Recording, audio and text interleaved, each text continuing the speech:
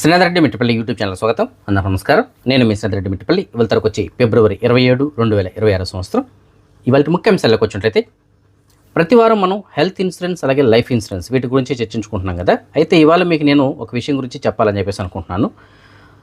ఎవరైతే మన కంపెనీలో సెక్యూర్ చైల్డ్ పాలసీ అంటే యాక్సిడెంటల్ పాలసీ అని చెప్పేసి మనం చెప్పుకుంటున్నాం కదా. సో ఆ పాలసీ తీసుకుంటూ ఉంటే ఆయనకి ఒక క్లెయిమ్ అయితే కనుక రావడం జరిగింది. సో అది ఎలాంటి క్లెయిము అనేసి అంటే లాస్ ఆఫ్ ఇన్కమ్, అంటే ఆయనకి ఆదాయం లేకపోవడం వలన, అంటే పని లేకపోవడం వలన, బెడ్ రెస్ట్ పైన ఉండడం వలన కంపెనీ డబ్బులు పే చేసింది.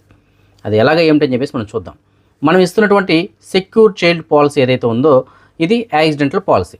యాక్సిడెంటల్ పాలసీ అంటే ఏంటి? జనరల్గా మనకి ప్రమాదవశాత్తు ఏదైనా జరిగి మనిషి డెత్ అయినా, అంటే చనిపోయినా, లేదు ఆ ప్రమాదంలో ఆయనకి అంగవైకల్యం వచ్చినా మనకి డబ్బులు అనేటువంటిది కంపెనీ ఇస్తుంది. ఆ కుటుంబానికి ఆ కంపెనీ మనం ఎంతకైతే చేసుకుని ఉంటామో అంత డబ్బులు అయితే కంపెనీ ఇచ్చి వాళ్ళని ఆదుకుంటుంది.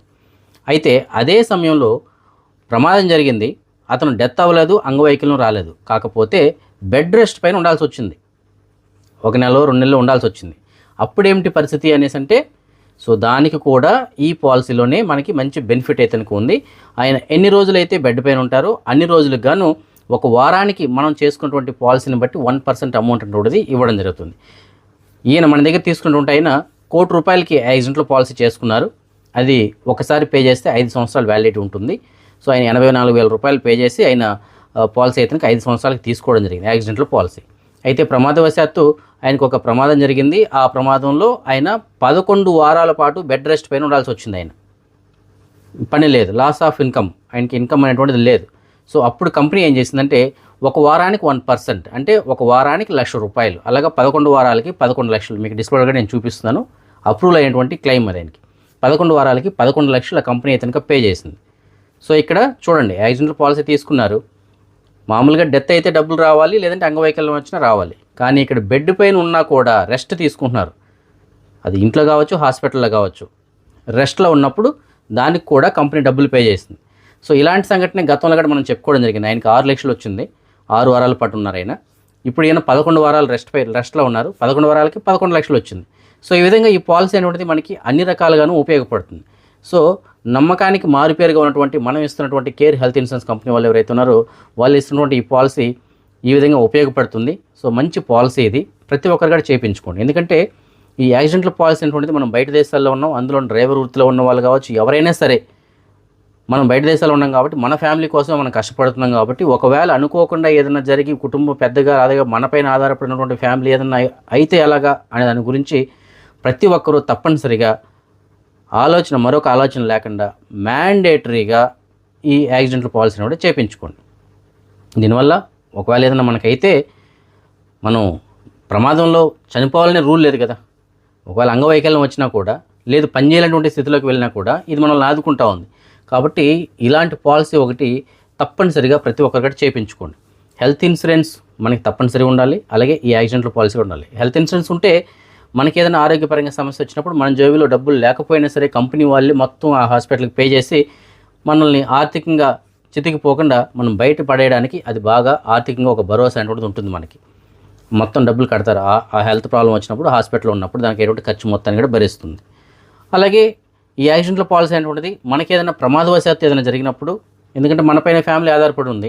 సో అప్పుడు ఒకవేళ ఏదైనా అయితే మనం చనిపోకపోయినా ఒకవేళ మంచానికి పరిమితం అయితే అప్పుడు ఏంటి ఫ్యామిలీ పరిస్థితి, ఫ్యామిలీ ఎలా గడవాలి, సో భవిష్యత్తులోకి ముందుకు ఎలా వెళ్ళాలి. సో వీటన్నిటికీ ఈ పాలసీ తీసుకున్న వాళ్ళకి ఆ డబ్బుల బెనిఫిట్స్ అయితే ఉంటాయి.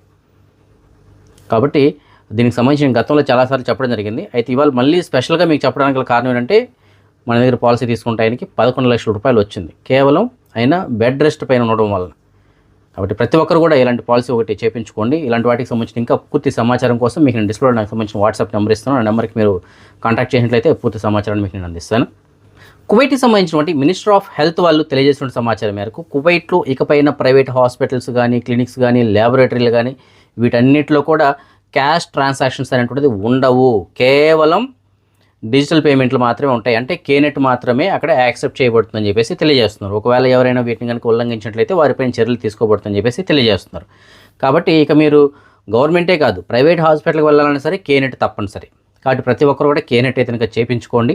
అది మీరు ఏది చేయించుకుంటారో మీ ఇష్టం. మీకు నచ్చినటువంటి బ్యాంకులో తిజారీ బ్యాంక్ కావచ్చు, లేదా వర్బా బ్యాంక్ కావచ్చు, ఇంకోటి కావచ్చు, కంపల్సరీగా కేనెట్ అయితే కనుక ఉండాల్సిందే. ప్రతి ఒక్కరూ చేయించుకోండి. ఎందుకంటే మనకి నిత్యం ఇంకా ప్రతి ఒక్కదానికి కూడా ఇదే కావాల్సి వస్తుంది. ప్రైవేట్ హాస్పిటల్కి వెళ్ళినా కావాలి, గవర్నమెంట్ హాస్పిటల్కి వెళ్ళినా కావాలి, ల్యాబొరేటరీస్కి వెళ్ళినా కావాలి, గవర్నమెంట్కి సంబంధించిన ఎలాంటి ఆఫీస్కి వెళ్ళినా సరే మనకి కేనెట్ కావాల్సిందే. ప్రతి ఒక్కదానికి కూడా కేనెట్ అయితే కనుక అడుగుతున్నారు కాబట్టి ప్రతి ఒక్కరూ ఒక అకౌంట్ అయితే కనుక ఓపెన్ చేయించుకోండి. కువైట్కి సంబంధించిన PAF అనగా public authority for food and nutrition department వాళ్ళు తెలియజేసిన సమాచారం మేరకు పిల్లలకు సంబంధించినటువంటి పాల డబ్బాలు ఏవైతే ఉంటాయో, అందులోనూ బెబిలాక్ అనేటువంటి కంపెనీకి సంబంధించినటువంటి పాల డబ్బాలు ఏవైతే ఉన్నాయో, ఇన్ఫాంట్ ఫార్ములాకి సంబంధించినవి, వాటికి సంబంధించిన కొన్ని లిస్ట్ ఏదైనా మీకు నేను డిస్ప్లే ఇస్తాను.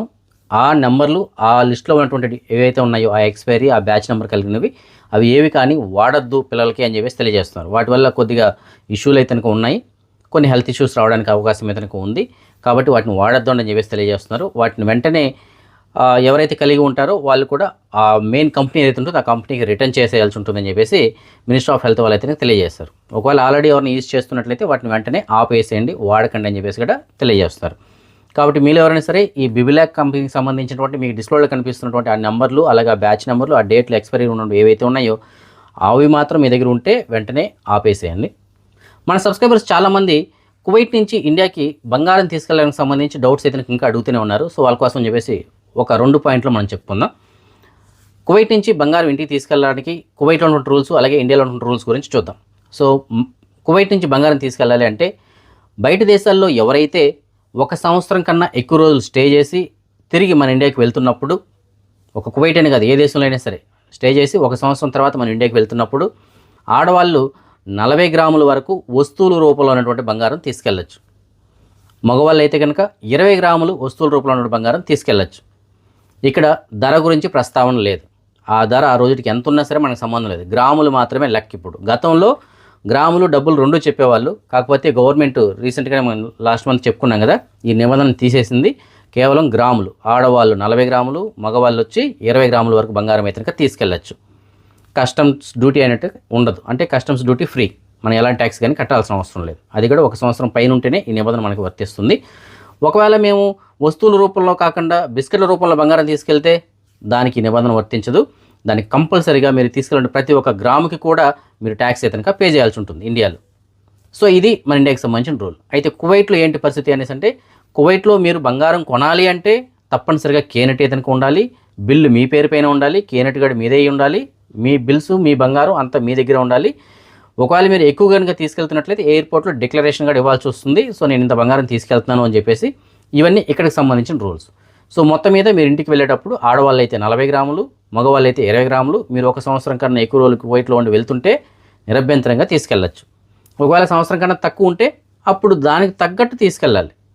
అంతేగాని నేను ఒక 6 నెలలకే 3 నెలలకే వెళ్ళిపోతున్నాను, నేను మొత్తం 40 గ్రాములు తీసుకెళ్ళొచ్చా అని ఆడవాళ్ళు అడిగితే అలా కుదరదు. అక్కడ కస్టమ్స్ వాళ్ళని బట్టి ఆధారపడి ఉంటుంది ఇండియాలో. మీరు సంవత్సరం కన్నా తక్కువ రోజులు ఉన్నారు కదమ్మా, ట్యాక్స్ కట్టండి అంటే కట్టాల్సిందే. కాబట్టి ఇది కొద్దిగా గుర్తుపెట్టుకోండి. సంవత్సరం పైన ఉన్న వాళ్ళకి మాత్రం ఎలాంటి అభ్యంతరం లేకుండా ఆడవాళ్ళు 40, మగవాళ్ళు 20 గ్రాములు వస్తువుల రూపంలో ఉండే బంగారం తీసుకెళ్ళచ్చు.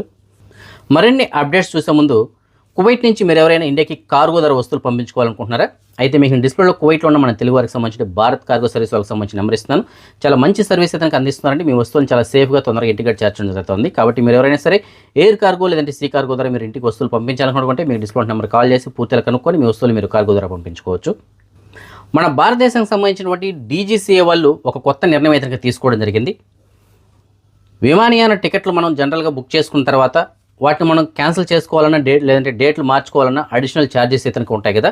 సో వీటిల్లో కొన్ని మార్పులు అయితే చేయడం జరిగింది. ఛార్జెస్లో నుంచి మినహాయింపు అయితే ఇవ్వడం జరిగింది. ఛార్జెస్ లేకుండా చేసుకోవచ్చు అంటున్నారు. అయితే దానికి సంబంధించిన కండిషన్ సెంటర్ మనం చూసుకున్నట్లయితే లోకల్గా అంటే డొమెస్టిక్ ఫ్లైట్స్కి సంబంధించిన టికెట్స్ ఎవరైనా బుక్ చేసుకొని ఉంటే అవి బుక్ చేసుకున్నటువంటి వారం రోజుల్లోపు, అంటే బుక్ చేసుకున్నటువంటి వారం రోజుల్లోపు, బుక్ చేసినటువంటి 48 గంటల లోపు, అంటే వాళ్ళు ఒక వారం తర్వాత జర్నీ చేయడానికి టికెట్ బుక్ చేసుకొని ఉంటారు.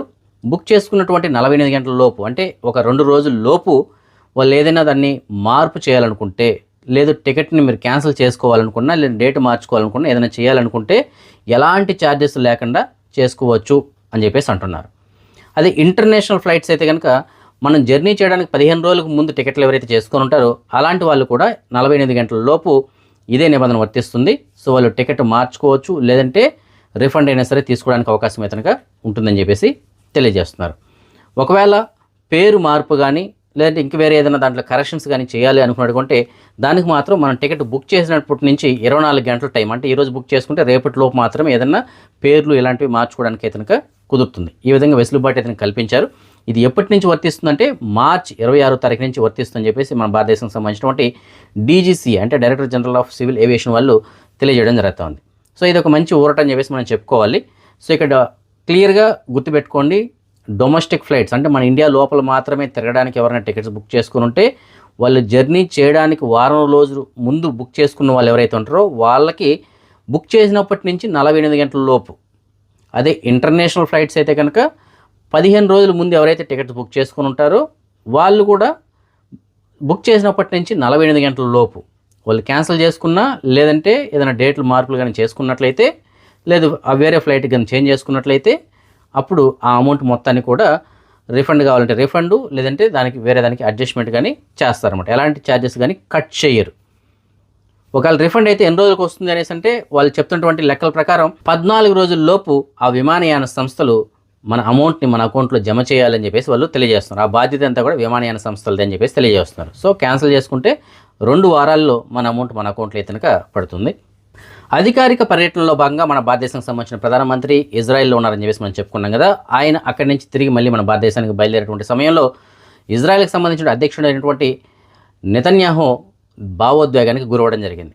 ఆయన్ని గట్టిగా కౌగిలించుకొని ఆయనకు ఒక ముద్దు పెట్టి ఇంకా చాలా బాధపడ్డారనమాట. సో అలాంటి సిచ్యువేషన్ అయితే నెలకొంది. సో దానికి సంబంధించినటువంటి వీడియోలన్నీ కూడా ప్రస్తుతానికి సోషల్ మీడియాలో అయితే కనుక వైరల్ అవుతున్నాయి. సో మొత్తం మీద ఎక్కడంటే ద్వైపాక్షిక సంబంధాలు బలోపేత దిశగా చర్చలు అయితే జరిపారు. అలాగే కొన్ని కీలకమైనటువంటి ఒప్పందాలపైన కూడా సంతకాలు చేసుకోవడం జరిగింది.